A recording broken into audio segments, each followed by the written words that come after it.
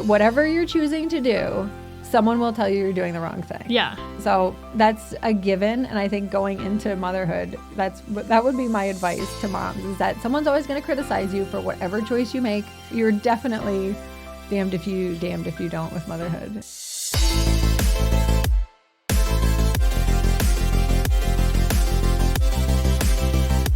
Welcome to Seriously Catherine, a podcast about taking your business seriously, but not yourself. All right, guys. My hot take this week is all about The Young and the Restless, okay? So growing up, my mom watched The Young and the Restless. It was on any day we had off of school. She was a school teacher, so any day she had off of school, we had off of school, it was always on. It was like, don't talk to the woman while she's folding clothes and watching Young and the Restless. It was just like a staple in our house growing up. It was just announced that CBS has renewed The Young and the Restless through the 2027-2028 season. Young and the Restless remains the #1 daytime drama for 36 years running. It's also CBS's longest running series, and this renewal will bring the daytime drama through its 55th season. I mean, I think it's remarkable in this day and age that this show is still being watched, being paid attention to, and most importantly, I think the most fascinating aspect of all this is that Victor Newman is still going. Well, we all know here, like, I like the older guy, the Harrison Ford, the Kevin Costner. Okay, back to Victor Newman. The longest running cast members are Melody Thomas Scott and Eric Braeden, who portray Nikki and Victor Newman, and they joined in February 1979 and February 1980. This makes them the two of the longest tenured actors in American soap operas. I mean, it's incredible. I can't even say I've watched the show because I have not watched the show probably since I had to watch it when I was growing up. It's safe to say that Victor's been divorced and married to Nikki at least a dozen times. I mean, the storylines must be so warped. How do you continue to add more to the story? It's so ridiculous. Anyway, if you've ever met somebody that watches Young and the Restless, you better not disrespect, because they are intense. Most of the people who watch Young and the Restless are older. They don't know technology and streaming devices. So it's like, this is what is on. They're watching what comes on. They're watching The Price is Right, followed by Young and the Restless, followed by The Bold and the Beautiful, and then you got The View. And so this is how they're keeping up on the times. And they're just like, they're quick as whip. Now, I have to fact check this with my sister-in-law, because my grandmother-in-law back in the day, she used to watch Young and the Restless, and I swear to you, I think it kept her mind sharp, because she like knew all the storylines, and she knew who was sleeping with who, and who was, who died in a car accident, like all the things she knew. And I just think, like, I'm a fan of Young and the Restless. I support this renewal of their contract, and I think that they'll probably renew it again, because what world would we live in if there was no Young and the Restless? That's my hot take. Hi guys, I'm so excited about this week's episode of Seriously Catherine. I'm joined by my friend Jenny Whitty, and she is formerly known as Mamatoga, the very first mommy blogger in Saratoga Springs, and she's a mother of 6 kids. She does it all somehow, and I'm just so excited to have her here to share her stories of motherhood and marriage and everything in between. Let's get to it. Okay, so a little bit of background. So obviously we met right when you were launching Mamatoga, which was a very, very, I mean, you don't still have Mamatoga, right? You rebranded it?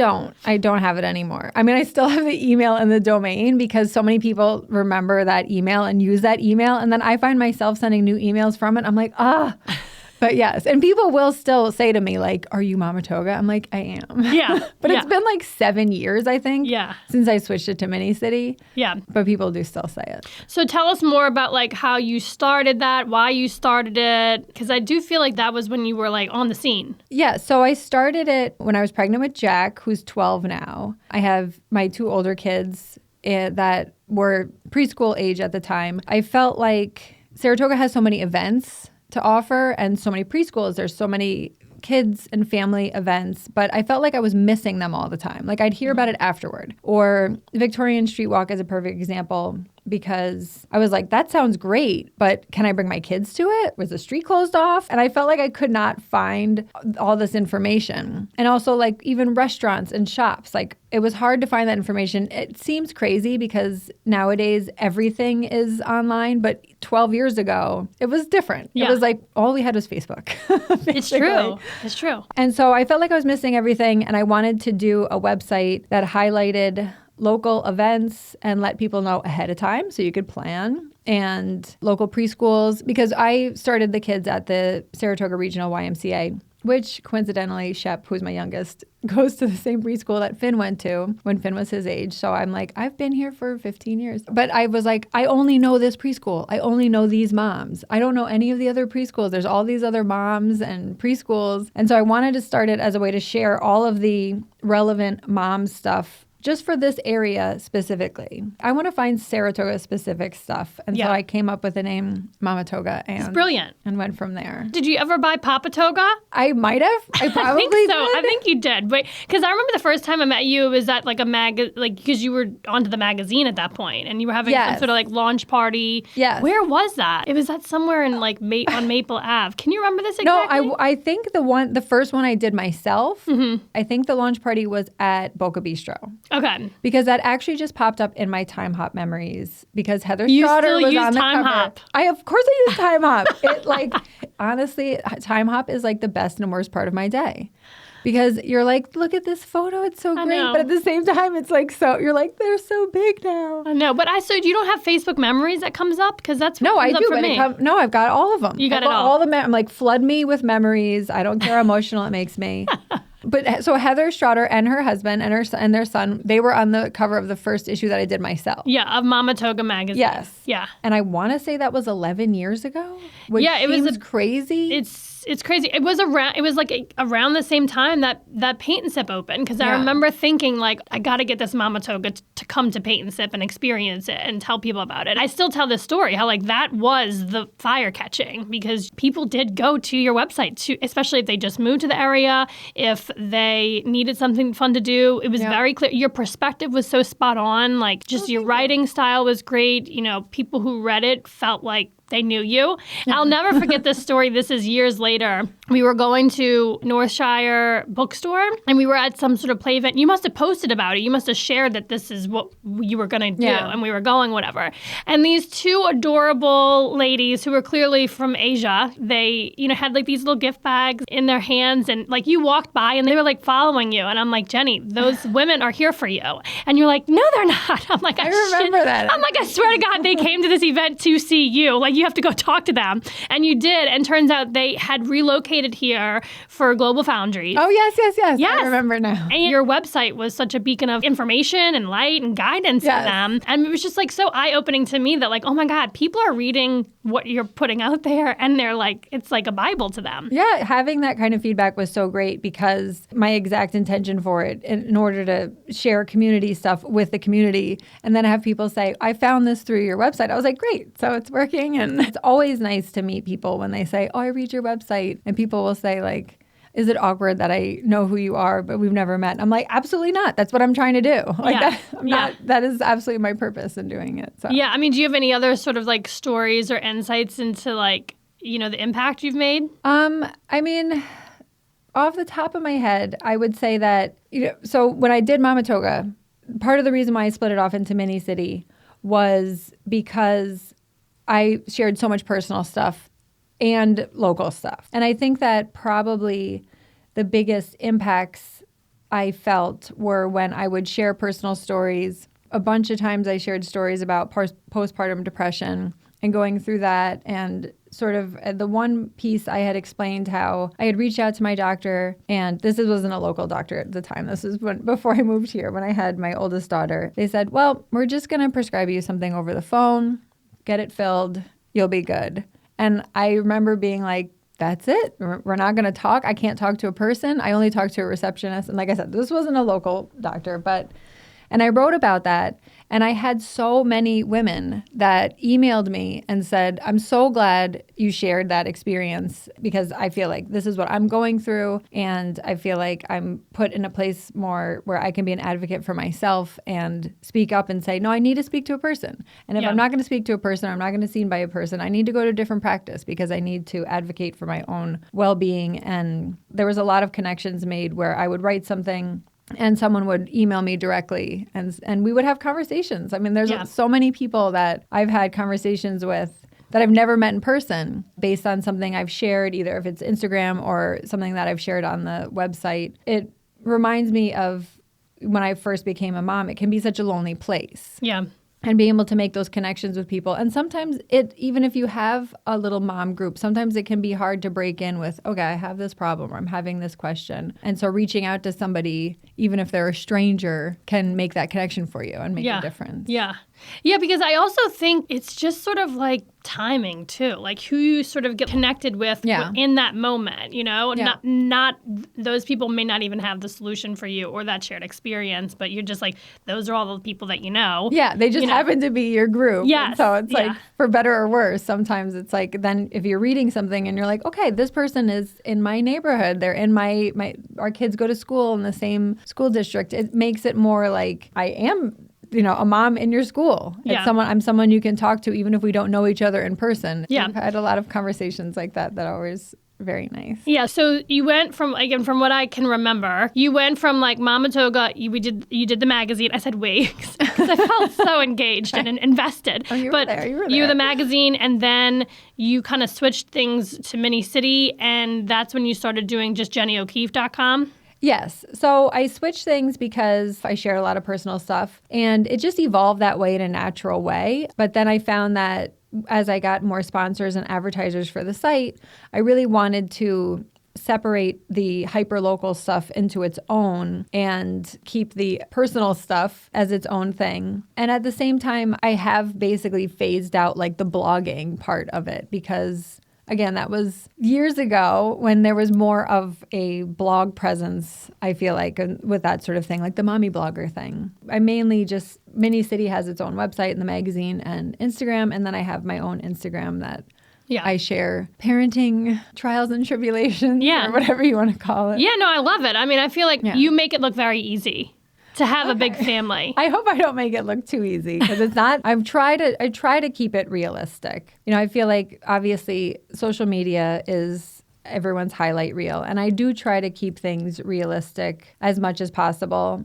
And that being said, everything I share is authentic, though. I do try to share things that are, I mean, I keep saying realistic, but I'm trying to think of a different word for realistic. Like authentic. Authentic. It's what's happening. One thing I try to share with people, and I've been trying to share more of, is, and it's funny because I say to myself, I really don't have the time, is that people ask me all the time, like you said, like having a big family, how do you balance everything? And my answer is always, I don't balance everything. I'm not expecting myself to balance everything. And people say, how do you do it all? And I say, I don't have a personal life. I really don't right now have much of a personal life. And I have before, we had book club and everything and go out to dinner and all that stuff.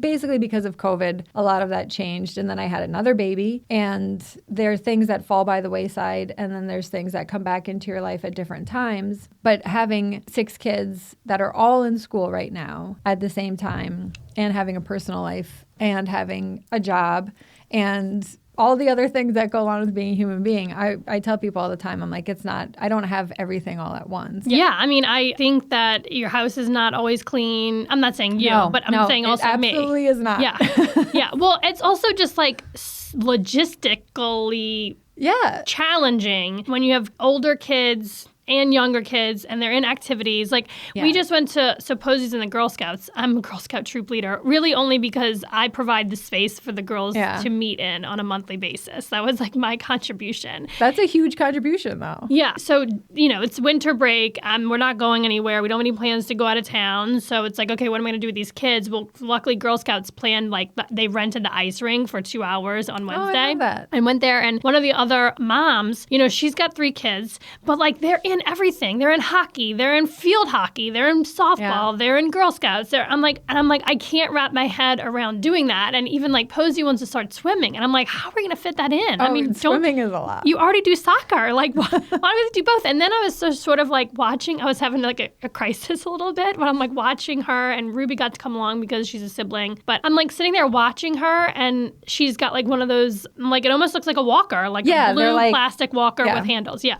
So anyway, I'm like, do I need to invest in lessons for these girls to learn how to properly ice skate? Because like, what if that's their thing?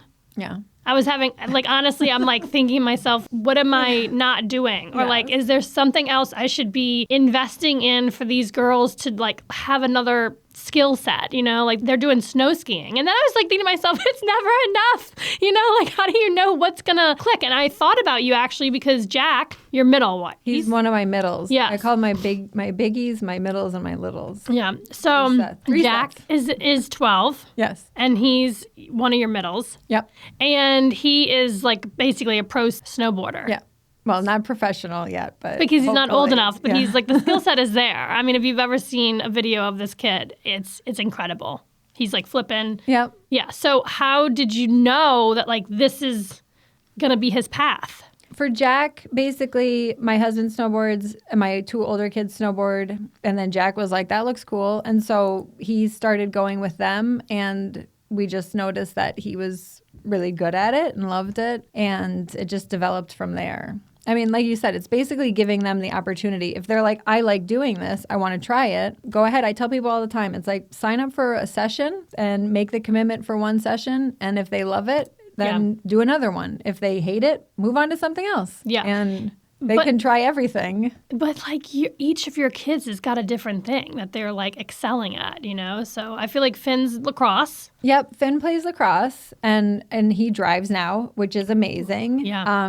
Because lacrosse at one point was started after school and then went to like 6 o'clock every day. And then they have a game on the weekends. I was like, this is so much driving. But then when they start to have friends that drive, you're like, okay, this is great. Because there's no bus that takes them home after practice at schools. And you're like, why? And then Levy, though, it's the ballet, which is really complicated. Another very intense. Yes. And it's like 45 minutes away. And then when she's doing Nutcracker, she's there 6 days a week. And Jack, during the season, snowboards almost every day. And so you basically just like don't see them. I mean, yeah. I mean, I see Levy a lot because I'm the one who drives to ballet. Yeah. And Jack gets home early enough from snowboarding because they go really early and it ends early. So I do see them. But yeah, it is a lot of stuff. But like with Levy, with anything when they get a little bit older, like Levy used to ride horses also. But I'm like, you got to pick one. Yeah. Because you can't do both. Especially with ballet, you get to a point where if you're going to be on point, you have to take a certain number of classes because of your feet and blah, blah, blah. And so she'd have to make the commitment to that one thing. And I'm like, so commit and try it for this session. And if you want to continue doing that, then you can. So it kind of cancels out extra stuff. Yeah. But there was a time where she was doing like 3 things at once. I was like, let's focus in on something. Yeah. And it happened to be ballet. Yeah. Okay. So I guess we're just not there yet. So Posey, she's in that stage of like trying things. She's doing the snow. I always have to say like ice skating like or snow ice skiing. I have to say snow skiing because in my head when I think skiing, water skiing. It's like it's ingrained to think water skiing, and we don't ever have to say water skiing. We just say skiing. But here you only say skiing down there? Yeah. Oh my gosh, that's so funny. Because up here, when you said snow skiing, I was like, okay. Yeah, she's not from around here. But I mean, I am now. I've been here for 12 years. So when do you become a local? I guess when you stop saying snow skiing. Growing up, she's not going to like that I'm saying this, but my mom let me quit everything. Like, she just let me quit stuff whenever I would just be like, I'm not doing it anymore. I didn't stick with dance. I didn't stick with cabbage ball is what we had. It's like, looks like a cabbage, and it's a ball. It's like a soft ball, and you don't have a glove or anything. You just play with your hands. Anyway, quit that. Did gymnastics, tumbling, quit that. Like, I don't know. I'm sure I was a difficult child, maybe she just didn't want to put up with it, because I can definitely see that. Like, I would just like dig my heels in. And so that has made me the type of parent that says like, no, we're not quitting. We're going to go to every little thing. We signed up for this. You wanted to do this. It costs money. Yep. It takes time, energy to get you to where you need to go, and we're not quitting it. But actually, Posey did one season of softball, didn't like it, quit. She just told me this morning she doesn't want to do skiing, snow skiing. So I'm like, what is this? Like, she hasn't found her thing. Or there's so many things that can fuck it up, right? Like, it's a bad coach, or she didn't get along with a teammate. Yeah. You know what I'm saying? And did you have an experience with that with Jack? Is that like why Sean just started training him himself, right? So technically, no, because I'll nutshell it for you. Like, where Jack rides in Vermont, you either have to be part of a team or a school that rides at that mountain. There are no private coaches. Mm-hmm. They're just not allowed, because they want you to either do coaching through their ski school or belong to one of the schools or academies that rides at the mountain. And so since Jack and Sean are father and son, it works out. I say that Sean is his coach, but we obviously don't pay him or anything. So it works out really well. But basically, the way that Jack learns and the way that Jack responds to coaching is one-on-one. It works for him better than being in a group. And so that works for now, could change in the future. Yeah, like Jack did flag football. And he's a little quiet, but he's very outgoing when you get to know him. But he didn't really connect with kids on the team. But I said, we're going to finish this out. You made a commitment. You're on a team. And so the team needs you, because they don't have enough kids to play if you don't play anymore. And I do the same thing. I'm like, I paid the money for this. Yeah. So let's just finish it out. If you don't like it, then that's what you can look forward to, saying, I don't like it. I don't want to do it again. Yeah, you know what you don't like. Yeah. It's only happened a few times with us. Oh, like Tally played lacrosse. And because everyone was like, play lacrosse in the spring, because lacrosse is like spring field hockey. And she did it, and she was like, I do not like that. And I'm like, that's fine. You don't have to do it again. It's totally fine. We're not going to do it again. I don't feel like paying for something you don't want to do. Right. And I don't want to go every weekend to watch you do something you don't want to do. Yeah. But we did finish it out. Again, it was a team sport, so it was easy to say, you made a commitment. They need a certain number of players. Mm-hmm. Just be there for the team that you said you would be part of. And then after that, we'll peace out. Yeah, I mean, I also think that in the Northeast, there's just like different activities. Like, we didn't have lacrosse growing up. We didn't have field hockey growing up. I mean, if we did, we didn't play that. It was like baseball, football, dance. Yeah. So it's going to be fun. I think as the years go on, the kids get older, we're going to have to figure it out. And it's also fun to sort of like see your kid out there excelling at something. Like, it's going to be incredible to watch Jack do these flips and shit. He's going to be a pro person, right? Is that what they call him? That's his goal. It's definitely his goal. He won nationals 2 years in a row. And then this year he decided to go on tour with the snowboarding company that sponsors him instead. It's very exciting. It's definitely not something I would have expected to do. I never expected to homeschool anybody. That was not my jam. I was not looking into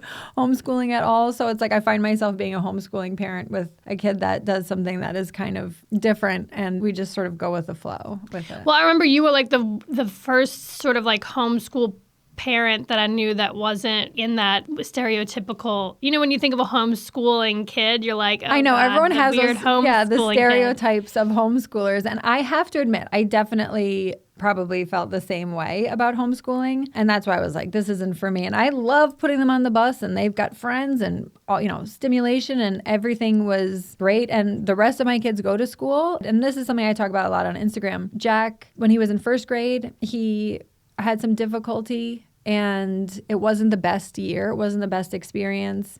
It was COVID. No, this was right before COVID. Okay. And I remember going in and meeting with the teacher, and in my mind, and I think I said it out loud too, I was like, I don't need this. He doesn't need this. I'm going to pull him out of school, and he's going to snowboard, and I'll just homeschool him. And even as I said it, I remember being like, I can't homeschool him. Like, I don't know what I'm doing. And then when COVID did start, I'm just going to homeschool you, Jack. I'm not doing this log on to 25 apps. I'm like, Let's just make the break now, and then you're not going to go back. And he was totally fine with that. And it worked out great for him. The other kids would not want to be homeschooled. and I wouldn't want to homeschool them. So it works out well. And that being said, I'm not a traditional homeschooler anyway. I started in second grade. I never taught anybody how to read, like all the hard stuff. Like he came to me knowing a lot of stuff already. Yeah. So we had a really good foundation. Like I could not imagine teaching a kid how to read. I probably could if I tried and Googled it a lot and had a lot of support. Yeah. But he already knew how to do the basics. Yeah. Yeah. And also like homeschooling is all the rage now. Like I think after COVID, there's a lot of people who were just like, you know what, we're not going to deal with this shit. And we're taking our kids out. We're going to homeschool them. It has been sort of become very political. But I think just from just the convenience aspect of it, like during COVID, it was a bitch. And luckily, I just had Posey during the COVID time. Right? And she was in kindergarten. Kindergarten homeschooling. I was like, why are we doing this? Yeah, it was. Yeah, I'm like, well, so yeah, we lucked out. I was basically like, she's pretty much not showing up for the rest of kindergarten because like, this isn't working. You know what? We'll try tomorrow. Yeah, and she was fine. I mean, first grade was like that hybrid weird. Yes. They were in school. I can't even actually remember. I think I'm so traumatized. No, they were in school. They were in school, but they had to wear a mask. Yes, so the I think older a lot kids were hybrid. Yeah, right, half and half. Right. So we lucked out, and there were a lot of parents who were like, you know what? We're not masking. We're not doing this. We're not playing by the rules. We're not testing for every time somebody gets sick. So we're pulling our kids out, and we're going to homeschool them. And now it's like such a huge thing. My mom she retired from teaching, but she went back to teach at a homeschool school. Oh, okay. Which is like, it is exactly what it sounds like. They are doing the homeschool curriculum, but it's at a building. You know what I'm saying? It's like a woman opened up her own homeschool school. There's so many different hybrids of it now. Like my sister-in-law homeschools, but they're part of a homeschool collective. And there's a bunch of families. And then they take turns going to different activities that are outside the home. And they're set up for this homeschool collective. So there's so many different ways to do it. I like to tell people also, like I said, we're not traditional homeschoolers. I use the term out school very loosely because there's obviously when Jack is training and he's snowboarding every day, they're like, well, how do you fit in 2 hours, 3 hours of school? I'm like, we don't. It doesn't happen every day. It all gets worked out, but it doesn't happen every single day. And he's not sitting down at a desk in our house. All of the things I thought about homeschooling were definitely completely false. I mean, there's definitely a lot of the stuff that is true. Like Jack and I do little projects together. There is a lot of the making sure he's doing X, Y, and Z. But it's not, okay, come sit down at the table and we're going to do this hours of work every single day. It's a much looser structure during the season. That's what people always ask me. They're like, I want to get my kid into snowboarding or skiing. What is the first step? And I always tell them, can they handle the cold? Yeah. And if they can, then that's number one. That is your biggest obstacle. If you can handle the cold, then you could enjoy skiing or snowboarding. Like I personally have not skied since Jack was younger because I've been pregnant or had a baby that I've been holding. And now I'm like, you know what? I'm just going to be in the lodge. Yeah. I'm good. You are just bringing, like, I'm flooding memories because I was so scared to have like this little baby and not know how to act or what to do with my kid. I would just tag along with you everywhere. You brought us tubing or sledding at SPAC. Do you remember that we broke? Oh, yes. I don't know if we broke in, but there was like a back gate open and you were like, this is where we got to go. Yes. And we went through a back gate and we slid. It was awesome. We never saw anybody else No there. one ever said no. I did not ask, but yes, it was. We slid right to the amphitheater. Yeah, it was awesome. Another good spot that maybe people won't like that I'm saying this out loud, but is behind Adirondack Trust on Church Street. Like it also is sort of like the golf and polo club. I was going to say, is that their property? I don't know whose property. Well, that's like McGregor, but they let everybody go there. Yeah, well, McGregor's too far away from me. Too far. So it's like 20 minutes away. 20 minutes. No, I'm the same way because that's where I live. And I'm like, downtown? I'm like, are you serious? It's like easily 10 to 15 minutes we away. Sound ridiculous. In other cities and regions, that's they like drive. If people are like, go to Albany. I'm like, Albany? That's like a day trip. What do you mean, Albany? I do it the other way. What is the weather like there? I don't even know. I pointed out the other way. I feel like Albany people don't want to come to Saratoga. I'm willing to go to Albany. I think it is a day trip. I never do. I'm like, if I'm going to go to Albany, I might as well drive to the city. See, yeah, no, exactly. You're like, I feel like I'm halfway there. No, you know what gets me to Albany is Trader Joe's. Well, there's one in Clifton Park now, though. I know. But if I'm like, well, if I'm going down there, I'm going to go to Trader Joe's. Right. And I have not really embraced the Trader Joe's. What? I know. I just... You've never seen a BuzzFeed article that's like, you need these 35 things from Trader Joe's? I think like, they're all right. It's all correct. It's like I haven't experienced it. Once like you I don't go, know they when will brainwash you as you walk in, and then you're good to go. You don't need to even worry about it. Just go one day, and then you'll be like, oh my God, how have I not come here before? Okay, so this is like why I haven't. I mean, Mark makes fun of me too because like I will go to Price Chopper just because I know where everything is. It's very familiar to me. It looks like... I mean, everyone has that feeling that you know where the aisles are. Yeah, and you know... When they redesign the store, you're like, where am I? Right. Disorienting. But I just think, I remember that even like moving here, I was like, oh, this grocery store looks like a grocery store. So you found Price Chopper in the beginning and you're like, ride or die Price Chopper. It's Market 32, by the way.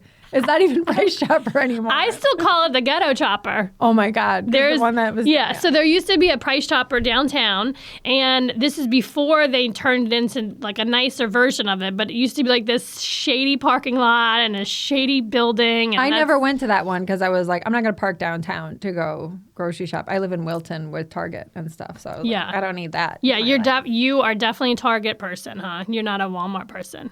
I'm an everything person. No, I go everywhere. You go to Target a lot, though. I actually, so believe it or not, I never go to healthy Target living. anymore. You're a healthy living person. I am, yes. Or you because I know I still go on healthy living because I need my, vegan ice cream bars. I do Target pickup a lot because it prevents me from buying stuff I don't need for the most part. And then the other day when I did Target pickup, he was like, O'Keefe, he's like, your name comes up a lot. And I was like, I know. And he's like, I'm usually the one to bring it out for you. I'm like, well, I appreciate that because I don't want to go in there. Because if I do, I'm going to see all this stuff and put a bunch of stuff in my cart. And when I do go in, I go to the dollar spot and I buy a bunch of stuff I do not need. Yeah. I haven't gone grocery shopping with the kids in like a long time. I will not do it. Okay, so what are other things that you do to stay sort of sane? Because in that moment, I'm just like, I did this to myself. I did this to myself. I chose to have these children. I chose to bring them into this grocery store. I made a series of choices, starting with having them. The judgment you get from people, like I'm certainly like way less concerned what other people think. I mean, I've traveled by myself with the kids, like on planes, like so. Sometimes when I see something come up on social media, like somebody yelled at this woman on a plane or whatever, and I'm just like, they haven't lived my life. Because, I mean, and I feel that on a deep level because when I was a younger mom, it would happen a lot, especially like I feel like when you hit like 3 or 4 kids, then people want to be like, oh, those are yours. And you're like, yeah. I relish when I'm with all of the kids together in public because I do see people being like, especially because I have a 17-year-old and a 4-year-old and they're like, what's happening here? And I'm like, these are all mine. I love it. I mean, I know it's, again, you make it so attainable. Yeah. Okay. This can be transferred to any sort of like goal that you have, right? Like find the people who are doing those things actively. Yeah. And you're like, how'd you do that? And I'm like, give me tips and make me feel less alone because, I mean, even when I'm like telling people, like if I'm like meeting somebody for the first time, they're like, oh, what do you do? What are you about? I'm like, well, I have these 3 businesses and I have a husband that travels for work and I have 3 kids and I want more. And I want more businesses, I want more kids, I want more everything. I want abundance and all the things. I want to be like fulfilled all the time. And their eyes just get bigger and bigger and bigger. And you're like, you know what? I'm not crazy. You know what I'm saying? Like, I'm not going to be the one that is contributing to the decreasing birth rate, or I'm not going to be the one contributing to like our GDP going down because I'm hustling and I'm working and I'm doing all the stuff. So I think it's important like for myself to just find the people who don't think those ideas are crazy. They want to support you. They also want to see you succeed, quote unquote. Yeah. Just like at least just be happy doing the things that you're doing. Yeah, absolutely. I absolutely agree. I never planned on having 6 kids, but it works out perfectly. I think that everybody feels that way, or I would hope that people feel that way. Not that everybody feels that way, but they, people say, well, I know so many people who want, I want 2 kids and that's it. And if I only wanted 2 kids and was okay with that, that's great. Yeah. Or for whatever reason, I don't even have a reason. I was like, let's keep going. Let's see where this goes. Yeah, well, if you can and all's well, right? Like, just why not? Yeah, I mean, it definitely, like I said, circling back, like there's a lot of sacrifices that are involved with having a lot of children. I didn't grow up with a big family dynamic at all. And I don't know what possess me, quite frankly, to want to have a large family. But now looking at it, I obviously wouldn't want it any different. You have 6 kids between 17, oldest is 17, youngest is 4. Yes. And like, how are you navigating that? Because I am very vocal about a lot of the challenges, I gotta tell you, a lot of the pushback, and just like a lot of like, there's a lot of the that stuff. kind of stuff. And they're like, oh well, you have heard this before, like, oh, don't blink or time goes by fast. Oh, I definitely hear that, and I am so guilty of saying it because I have a 17-year-old. And I'm like, you were just 4. I have to say, I don't like when people want to spook parents about any stage. I don't know why people want to do that. I think that sometimes when people are like, I got through the newborn stage, so now I can tell people, oh, that was terrible. That was terrible. Like, it's like when you tell someone who's going to have their baby, like, well, you're never going to sleep again. It's like, you absolutely will sleep again. It's going to feel really long, but it's not actually that long in the grand scheme of things. And you will get through it, just like potty training. That feels like forever. But when you think about how long that tiny period of time of their lives, but it can be a difficult task. But I dislike when parents want to sort of freak out new parents or say like the teenager thing, like, well, just wait till they're teenagers. Like they're going to be terrible, horrible people, instead of highlighting some of the things that can be great about teenagers. I mean, that just made it sound like teenagers are horrible, which they're not. It's tough. The whole parenting thing is tough. It's hard when you have parents who are like, oh, and I'm just like, yeah, well, maybe I'm going to be really good at it. Not that they weren't. See, this is tough. Because, I know, like, exactly. I'm not going to say. Maybe I'll be really maybe good I'll at be it. really good at it.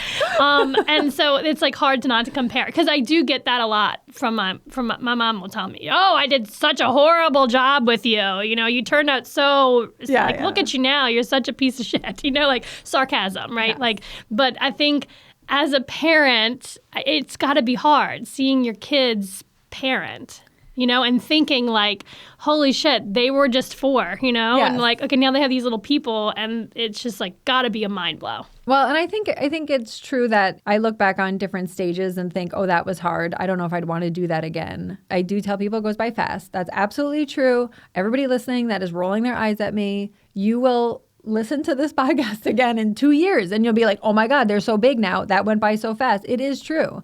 Like I said, having a 17-year-old that's a senior, I'm like, no, I'm in complete denial that is even happening. And it went by super fast. People always ask too, what's the hardest stage of parenting? Because I have one of everything now. I have a middle schooler, I have high schoolers, I've got girls, I've got boys. I got it all. I have everything. And I've done all of it. I've done toddler to teenager. Every single stage has its own difficulties. Every stage is hard, and every stage comes with its own great things and not so great things, just like basically everything in life. Yeah. And so to sort of want to scare someone off to be like, wait till they're teenagers, they're going to be terrors. It's like, no, they're going to develop into their own people, and you're going to get to know them on a different level. And it's going to open up these new doors of parenting and open up new doors in them and in you that you didn't know you had before. And it's a great experience. And it also is terrifying because they're driving cars on the road and you're like, what? Like, you are a baby. How do you have a driver's license? Yeah. So I think the sneaky sort of challenge that creeps in and I didn't see it coming was managing your marriage. Yeah. While you have all these kids. And I think it's really, really easy to focus on the kids, like the both of you. Focus on the kids and like, let's just get this kid, to a point where he or she exists in life and is capable and like we can be real proud of that. And then you forget that like you got to put time and effort, energy into this person that you made these children with. Yes. And I think, I don't know, for me, that has been just a total curveball. I never saw examples of people in my life like really working on their marriage and that relationship. And my parents definitely argued out loud. Like, we were aware of any like we were aware of it all. Like, they had no filter, but I think like that's that piece of it. It goes into raising a family as well, and being on the same page with that person, making sure like, okay, you're on board with this because this is happening, Yes, I would agree to that too. I would say it's definitely a challenge. And I think that comes in line with the idea that I know, at least when I had kids too, I felt like part of the reason why I felt like I was not doing a good job was that I expected to know what I was doing. And I don't know why I expected that. Nothing really prepares you for having a child until you actually have it. And you're not really presented with the idea of being like, oh, so I'm going to just learn how to do this while I'm doing this really super hard, very important job, which is raising a baby. And then you think every time like, well, they're older now, I should be better at being a parent. But you're not realizing this child that was a baby is now a toddler and they have different needs. And so you're learning all the time when you're doing it. You never finish learning. It's the same thing with relationships. Your relationship was different before you have children, and it evolves and it changes, and it requires that time and check-ins and learning and changing also. For some reason, I feel like we have this expectation that, I'm a mom now. I should know what I'm doing. Yeah. No, there's no reason. There are plenty of parenting books, but there really is no reason that most people are prepared. Yeah. For being a parent. And I think people need to give themselves a break to be like, yeah, you can learn all this as you go. Was it during COVID that you stopped drinking? Or like just one day you woke up and you're like, I'm not going to drink anymore? And like, when did Sean follow suit, or this is after Sean stopped drinking? No, so it's been 7 years. Oh my God. What is that? That was long before Math. COVID. Yes. So it was before COVID. I can't remember the exact year. No, it was random because I was at my mom's for New Year's Eve. I stopped drinking on the most cliche day to stop drinking, but it was New Year's Eve, and I remember I had like a glass of champagne, and I think I had 2 like IPAs or something.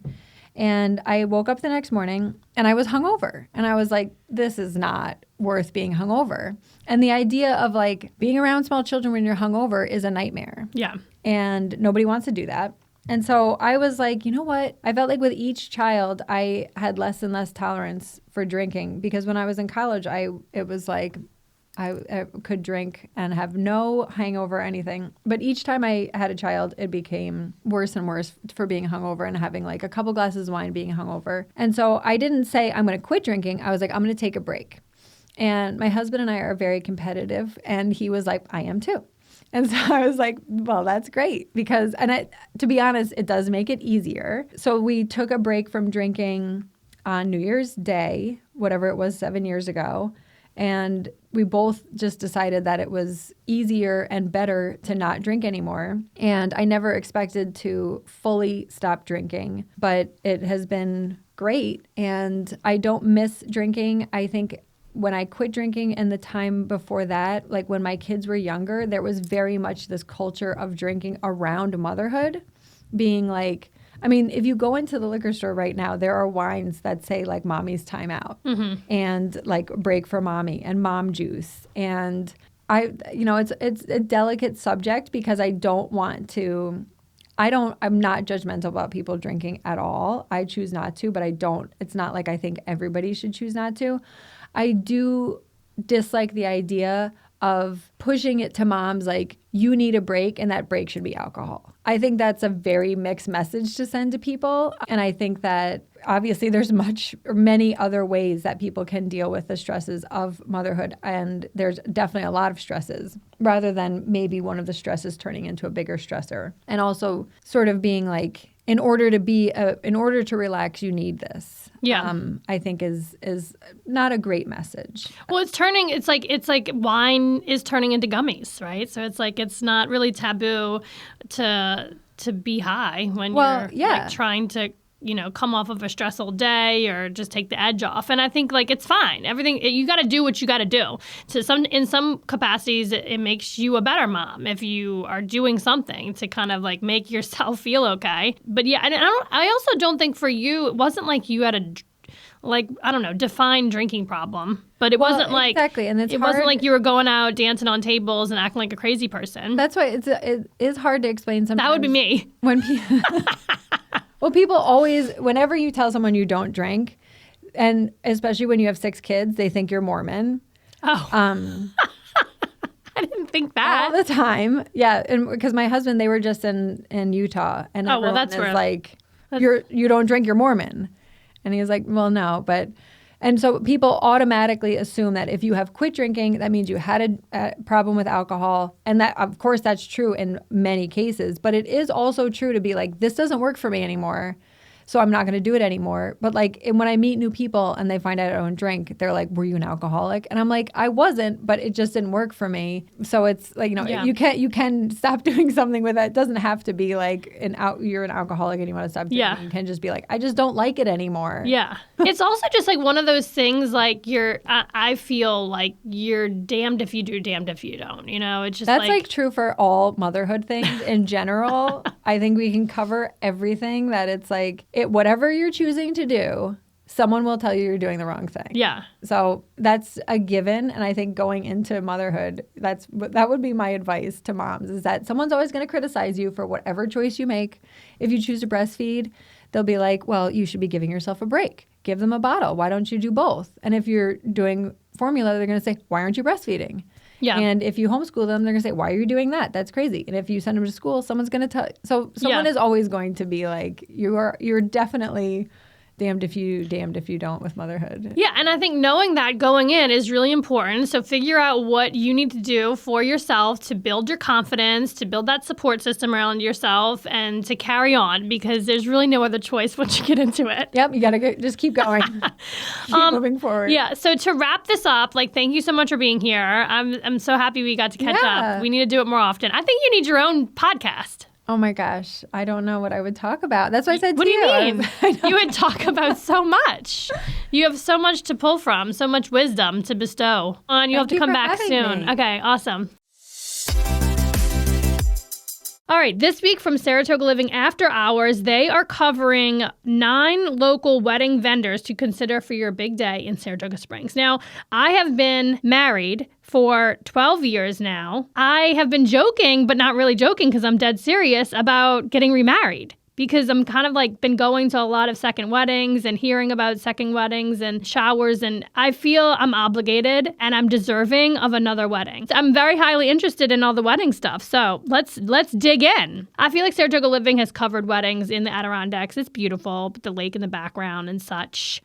Okay, Love at the Lodge. Okay, the Lodge at Shroon Lake. This is owned by the incredible and amazing Andrea Crucifulli, who is going to be a guest on my podcast very soon. There's a 2-level ballroom. What's cool about the Lodge is that your guests can stay at the Lodge. You can get married at the Lodge, and you could have just the whole thing just be there, which is super exciting. It's like a weekend slumber party with all your best friends. Number 3, I Do's with a View. This is at the Fort William Henry Hotel's newly renovated carriage house. So I was just at the Fort William Henry Hotel for the Winter Dreamscape thing. That was so much fun. The kids loved it. And it's so adorable. You pull around and there's this adorable carriage house, and that's where all the weddings are. It's so cute. I love this place. And we actually stayed the night there when we went. And what's so cool about these hotel rooms is there's a tub in the hotel room. It's not in the bathroom. It's next to the bed.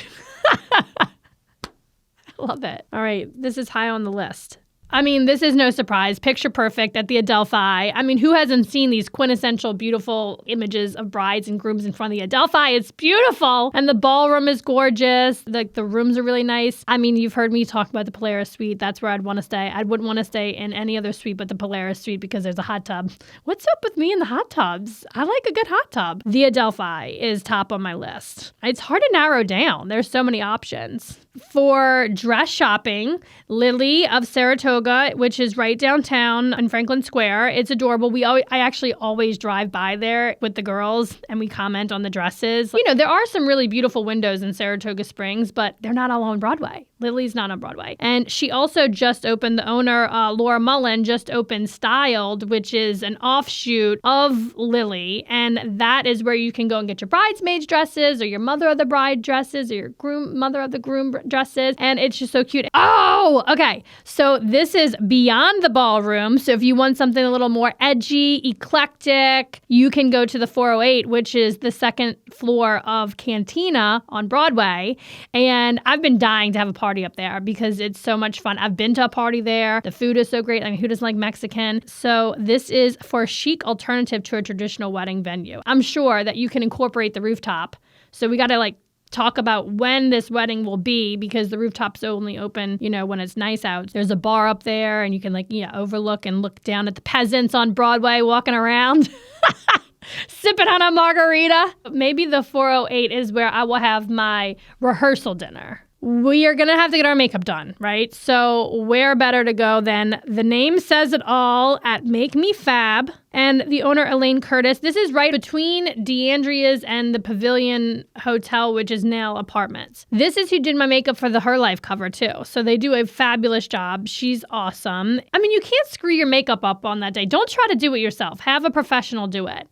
All right, next up, the Mazzone way. Mazzone Hospitality has grown from a hometown catering company to a bona fide capital region wedding empire with an in-house designer, dozens of venues, and yes, a top-notch catering arm that's still going strong after more than 40 years. The food is always great. Like if you go to an event in Saratoga in the capital region, chances are very, very, very, very high that Mazzone Hospitality is making that food. All right, to wrap this up, your very first stop, and I guess my very first stop, will be Discover Saratoga. Surprisingly enough, they are not just about tourism and bringing events to Saratoga, but they are also wedding planners. Maybe you didn't know this, but they have a complimentary concierge service, which includes venue recommendations, private tours, assistance with reserving hotel blocks, assistance with transportation options, and a 10% off discount for wedding guests to use at more than 100 local businesses. So that's our first stop. Stop and check in with the team at Discover Saratoga to get your whole wedding thing planned. So stay tuned because I am getting married again to the same person. I think he knows. All right, this week's Facepalm Mom moment is a blast from the past, okay? So I recently remembered this thing that happened to me, and I don't know about you, but sometimes I think back to when I was like a new mom, and I'm like, I cannot believe I did that. I was flying by myself with Posey. She was 6 months old at the time, and this is a time when, like, you know, they're a little more active, and you can't just, like, nurse them to sleep through the plane ride or whatever. So thinking back of it now, it's like it wasn't that big of a deal. I was just traveling with one child. Now I travel with 3 children. Anyway, I remember like sort of when you're waiting at the gate about to get on the plane and you're like, okay, here we go. I'm going to nurse her. I'm going to make sure she's like super sleepy and tired. And, you know, so that when we go to get on the plane, she'll just like sleep. That was like my strategy. And I did notice these 2 older women who were like very New Orleans-y, like very yatty. They were like yapping up a storm. So I get on the plane, I sit down, I'm sitting by the window. Cause again, I'm thinking in my head, like, this is gonna be great. I'm gonna be like just tucked into this window seat and I'm not gonna get up to use the bathroom. I'm not gonna get up to walking up and down the aisle. She's just gonna be knocked out. I was like super confident. And then we sat down and by the time the plane gets going and she's like waking up, okay, Posey's like,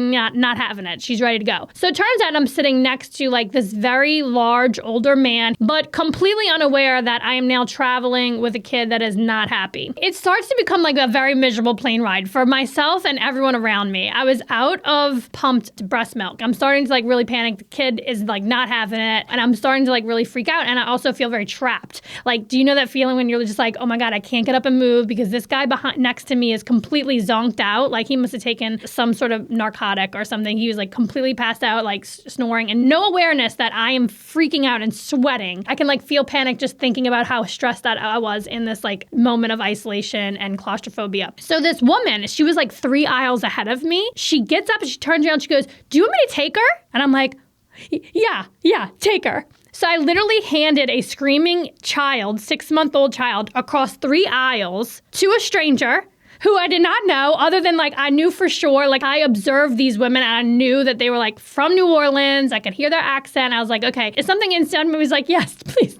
take this baby. Within like, I would say 10 minutes, she was passed out. I like was able to like relax, take a deep breath. And then it set in. I just gave a stranger my child and she was ahead of me on the plane. So she's going to get off the plane before me and then just take off with my freaking baby. I started to panic again. I'm just like trying to like take a deep breath. And I even like sat up at one point and like I'm trying to like look ahead and see like if she's okay. And these women are not turning around. They're just like looking down at the baby. So, okay, long story short, they stayed seated while I got up to like get off the plane. And this little kid, cherub baby, just looking so peaceful and so adorable and angelic. And meanwhile, she was like a crazy psychopath when I was holding her. It was a roller coaster of emotions. It was one of those moments where I'm just like, did I just give a stranger my baby? Yes, I did. Whoever that woman is, thank God. And I even like, when I was getting off the plane and I'm like walking off and I went to go grab the baby, there was somebody else who was like, wait, you don't know who these women are? And I was like, no.